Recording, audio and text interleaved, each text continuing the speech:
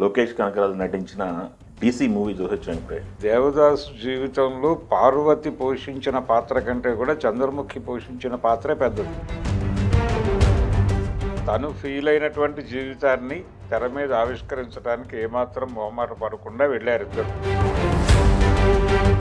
విపరీతమైన వైలెన్స్ ఉంది, విపరీతమైన యాక్షన్ ఎపిసోడ్స్ ఉన్నాయి. రెగ్యులర్ రొటీన్ కమర్షియల్ వీటి కోసం పాపులాడటం అలాంటి ప్రయత్నాలు ఏమీ చేయలేదు అవకాశం ఉన్నప్పటికీ. జీవితాన్ని నగ్నంగా వాళ్ళు మాట్లాడుతున్నటువంటి పద్ధతికి కొంత రెస్పాన్స్ దొరికింది. ఒక రకంగా ఆ క్యారెక్టరే తానే ఆ క్యారెక్టర్ లాగా బిహేవ్ చేశాడు. అది నచ్చే వాళ్ళకి నచ్చుతుంది, నచ్చని వాళ్ళకి నచ్చదు, అలా వెళ్తుంది. భరద్వాజ్ గారు, లోకేష్ కనకరాజు నటించిన డీసీ మూవీ చూసొచ్చాను ఇప్పుడే. అవును. ఏంటి పరిస్థితి, ఎలా అనిపించింది, లైన్ ఏంటి అసలు? అంటే డీసీ అంటే చాలామందికి అది అబ్రివేషన్ అర్థమైందో కాలేదో నాకైతే తెలియదు, కానీ దాసు చంద్ర అనుకుంటున్నా. దేవదాసు చంద్రముఖి అని రెండు పాత్రలు మనకి దేవదాస్ సినిమా నుంచి తెలుసు. దేవదాసుని ఒక ప్రేమలో నుంచి ఒక చిన్న డైవర్షన్ కోసం అక్కడికి వెళ్తాడు. అయితే ఇతనిలో ప్రేమ ఉంది అనేది కనిపెట్టింది, అంటే వితౌట్ పార్వతి నీ లైఫ్ లేదు అనే విషయం తెలియజేసేది చంద్రముఖి దేవదాస్కి. అందుకని దేవదాసు జీవితంలో పార్వతి పోషించిన పాత్ర కంటే కూడా చంద్రముఖి పోషించిన పాత్రే పెద్దది. సో ఈ రెండు పాత్రల మధ్య ఉన్నటువంటి సమన్వయాన్ని తీసుకుని మధ్యలో పార్వతి క్యారెక్టర్ని కూడా తీసుకొచ్చి ఈ మూడు పాత్రల్ని కలిపి పార్వతి, చంద్ర, దేవదాసు ఈ మూడు పాత్రల్ని తీసుకుని దీన్ని ఒక గ్యాంగ్స్టర్ లైఫ్లోకి తీసుకెళ్ళి అక్కడి నుంచి జీవితంలో జరిగే అనేక సంఘటనల సమాహారం నుంచి ఒక జీవితాన్ని నిర్మించటం అనే ప్రోగ్రాంలోకి వెళ్ళి అరుణ్ మాతేశ్వరన్ డిజైన్ చేసుకున్నటువంటి సినిమా డీసీ. బాబోయ్, అంత అంత కథ అర్థమైందా? అందుకని ఇది కొంత శరత్ నవల నుంచి, అది ఎప్పుడు 1917లో రాశాడు ఆయన. సో దాని నుంచి తీసుకున్నటువంటి క్యారెక్టర్లు వాటి డీటెయిల్స్లో నుంచి దాన్ని తీసుకెళ్ళి, అంటే అక్కడేమో జమీందారు కొడుకు దేవదాసు, ఇక్కడేమో ఒక దిగువ తరగతి నుంచి ఆ క్యారెక్టర్ని ఎస్టాబ్లిష్ చేశాడు. వాళ్ళ జీవితాల్లో ఉండే కష్టాలు, అక్కడి నుంచి ఓపెన్గా నేకెడ్గా జీవితాన్ని దర్శించటం, అలా ఒక ప్రతీకారం నుంచి స్ట్రెయిట్ కూడా అర్థమవుతుంది అతనికి. స్ట్రెయిట్ అర్థమవుతుంది, బాల నేరస్తుల శిక్షణాలయానికి ఎడతాడు. ఆ తర్వాత అతని జీవితం ఎలా నడిచింది అనేది ఒక రకమైనటువంటి ఈ మనిషిలో కూడా హృదయం ఉంటుందా లేకపోతే స్పందనలు ఉంటాయా అన్న టైప్లో ప్రపంచం మాట్లాడుకుంటూ ఉంటుంది, కానీ ఇన్నర్గా అతనిలో ఒక సెన్సిబిలిటీ ట్రావెల్ అవుతూ ఉంటుంది.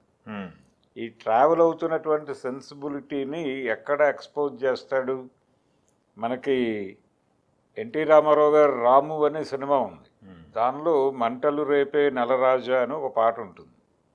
అది ఆ పాట తమిళ వెర్షన్ని ఈ పార్వతి క్యారెక్టర్తో పాడిస్తాడు. అది పిబి శ్రీనివాస్ గారు పాడారు అక్కడ, ఇక్కడేమో ఘంటసాల గారు పాడారు. ఆ పాటని ఆలపించటం ద్వారా ఇతని మనసుకి కనెక్ట్ అవుతుంది ఆ పార్వతి అనే క్యారెక్టర్. ఈయన కూడా ఆ పాటతో ఒక ట్రావెల్ ఉంటుంది, దాన్ని చెప్తాడు తర్వాత. మా మదర్ చనిపోయినప్పుడు మా ఫాదర్ విపరీతంగా వినేవాడు ఈ పాట అని చెప్తాడు ఓ డైలాగ్. ఆ వినటం వెనకాల ఉన్నటువంటి వేదన, అక్కడ కూడా భార్య చనిపోయిన తర్వాత పడే వేదనలో నుంచి పుట్టిన పాట. దాంతో ఈ క్యారెక్టర్ ట్రావెల్ అవుతూ ఉంటుంది. వాళ్ళ మదరు, ఆ ఎమోషన్స్, దాని నుంచి ఈ డబ్బులు అనేది ఎలా డీవియేట్ చేసింది, జీవితంలో ఈ డబ్బులు నిర్వహిస్తున్నటువంటి పాత్ర, అలాగే మనుషులు సరుకులుగా మారిపోతున్నటువంటి సందర్భాలు, వీటన్నిటినీ చెదురుమదురుగా అల్లుకుంటూ అనేక సంఘటనల్లో నుంచి ఒక జీవితాన్ని ఆవిష్కరించడం కోసం ప్రయత్నం చేశారు. దానికోసం వీళ్ళు జస్ట్ రిఫరెన్స్ కోసం తీసుకున్నాడు, అంటే ఆ క్యారెక్టర్లు ఆ ఒరిజినల్ ఫ్రేమ్లో ఉండవు ఇవి. కాకపోతే చంద్రముఖే దేవదాసుకు తోడుగా నిలబడుతుంది. ఆ సినిమాలో అసలు ఎవరూ తోడుగా ఉండరు, అందరూ వెళ్ళిపోతారు. ఆయనకి పార్వతిని జీవితం అని అర్థం చేయించి వెనక్కి పంపిస్తుంది, కానీ పార్వతిని చేరేలోపే కథ ముగిసిపోతుంది అక్కడ. అలాగే పార్వతి కూడా దేవదాసు లేకుండా బతకలేను అని పెళ్లి చేసుకున్న తర్వాత అర్థమై ఆవిడ కూడా ఆ క్యారెక్టర్ని ఎండ్ చేస్తున్నట్టుగానే ఆయన నవల క్లోజ్ చేస్తాడు. ఇక్కడ పార్వతి స్టేట్ దౌర్జన్యానికి బలైపోతుంది. బలైపోయిన తర్వాత ఆ స్టేట్ మీద విపరీతమైన కోపం ఉంటుంది అతనికి. మొదటి నుంచి ఒక కోపం ఉంటుంది, దానికి ఇది యాడ్ అవుతుంది. యాడ్ అయిన తర్వాత ఈ ప్రేమ దీన్ని, ఈ కోపాన్ని ప్రేమని రెండింటినీ అర్థం చేసుకుని ఇలాంటి జీవితమే గడుపుతున్నటువంటి ఇంకొక క్యారెక్టర్ తోడవుతుంది.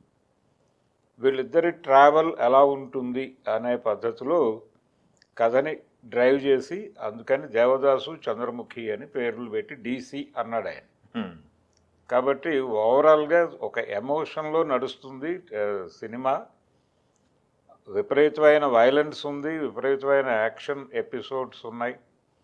పోలీసులు వర్సెస్ ఒక గ్యాంగ్ జరిగేటువంటి గొడవ. ఈ నడుస్తున్నటువంటి దానిలో అనేక ఎలిమెంట్స్ని పట్టుకొచ్చాడు. పోలీసుల నుంచి ఆయుధాలు దొంగిలించి బయట అమ్మేసేటువంటి ఒక రిటైర్డ్ కానిస్టేబుల్ జీవితాన్ని కూడా తీసుకొచ్చి దీనిలో మిక్స్ చేశారు. నేరాలు ఎందుకు జరుగుతాయి, సమాజంలో నేర ప్రవృత్తి ఎందుకు ప్రబలుతోంది, దానికి సంబంధించిన రేఖామాత్రమైన వివరాలతో అలా నడుపుకుంటూ వెళ్ళిపోయాడు కథని. ఇది అంటే తను ఫీల్ అయినటువంటి జీవితాన్ని తెర మీద ఆవిష్కరించడానికి ఏమాత్రం మొహమాట పడకుండా వెళ్ళారు ఇద్దరు. లోకేష్ కనకరాజు అంతా కంట్రిబ్యూట్ చేశాడు. అలాగే ఈ సంజనా కృష్ణమూర్తి కూడా ఆ చంద్రముఖి క్యారెక్టర్కి తను ఎంత చేయగలదో అంతా చేసింది. అలాగే పార్వతి క్యారెక్టర్ చేసిన అమ్మాయి కూడా చాలా బాగా యాక్ట్ చేసింది. ప్రతి క్యారెక్టరు ఆడియన్స్కి రిజిస్టర్ అయ్యే పద్ధతులు వాళ్ళ ఒక ప్రత్యేకతతో నడిచినాయి ప్రతి క్యారెక్టర్. అందుకని జనాలు థియేటర్లో ఎంగేజ్ అవుతారు. ఒక ఎమోషనల్ డ్రామా అలా వెళ్ళి కూర్చోవచ్చు. అయితే దీనిలో రెగ్యులర్ రొటీన్ కమర్షియల్ వీటి కోసం పాపులాడటం అలాంటి ప్రయత్నాలు ఏమీ చేయలేదు, అవకాశం ఉన్నప్పటికీ. జనరల్గా ఇలాంటి స్క్రిప్టులు తమిళ్లో బాగానే వర్కౌట్ అవుతాయి. అలాగే తమిళ ఆడియన్స్కి ఈ తరహా స్క్రిప్టులతో నడవటం అనేది పెద్ద కష్టం కాదు, కానీ తెలుగు ఆడియన్స్ని ఏ మేరకు ఇది ఆకట్టుకుని నిలబడుతుంది అనేది చూడాలి. థియేటర్లో అయితే కొన్ని డైలాగ్స్కి రియాక్షన్ బాగానే ఉంది. అదేలేండి, రాన్ రస్టిక్ ఉంది. అదే రాన్ రస్టిక్లో వాళ్ళ డైలాగ్స్ అంటే జీవితాన్ని నగ్నంగా వాళ్ళు మాట్లాడుతున్నటువంటి పద్ధతికి కొంత రెస్పాన్స్ దొరికింది.